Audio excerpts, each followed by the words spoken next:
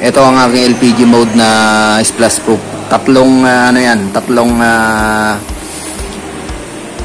piyesa ng splash proof yung nandiyan dyan.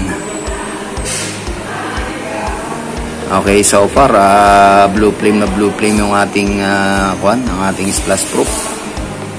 Ang setting niya nasa minimum lang, wala pa sa number 1.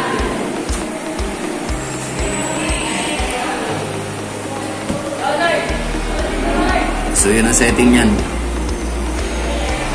Halos simula lang ng number 1 ang setting niyan.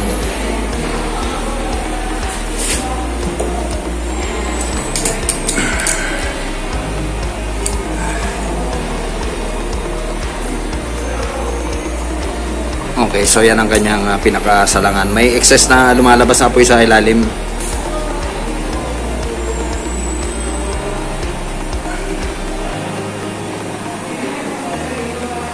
Gawa siguro ng hangin. Pero dito sa lugar na to, okay na siya.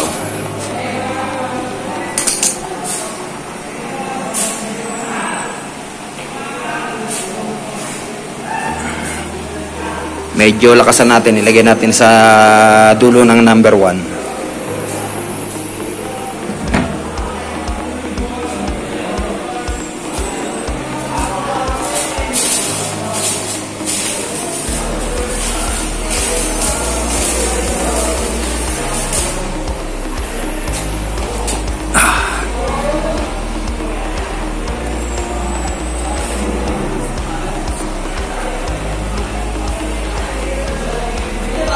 Masyadong malakas, maraming excess na apoy sa ilalim mo.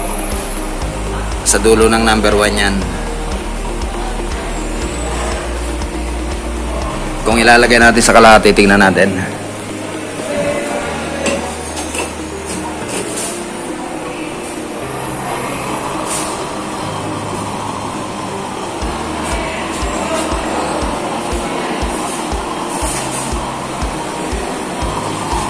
Yung apoy nag-backfire na sa ilalim. Pero blue flame ang lumalabas, kaya lang masyado nang malakas. Kaya ang ideal sa kanya ay okay na yung number 1 kasi masyadong maraming apoy na nasasayang sa ilalim. So ilalagay lang natin sa number 1 ito.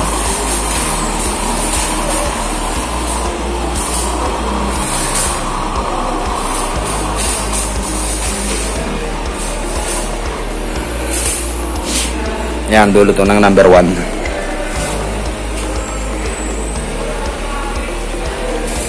Okay, so susubukan natin buhusan ng tubig ito. Kukuha lang tayo ng pangbuhos.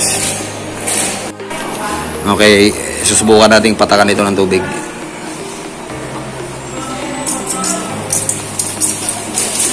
Yan, wala talagang reaction yan. Ang dami kong binubuhos dyan. Talagang walang reaksyon. Kaya safe na safe i-operate itong aking bagong kalan na ito. Ayan o. Kahit pa itutok natin ito rito. Wala. Kahit sa gilid, sa gitna.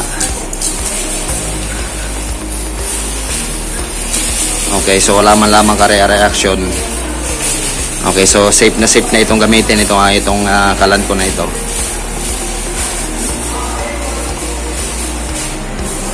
Panibagong tuklas ko na naman uli na splash proof ito. Okay, lalayo lang ako, medyo mainit.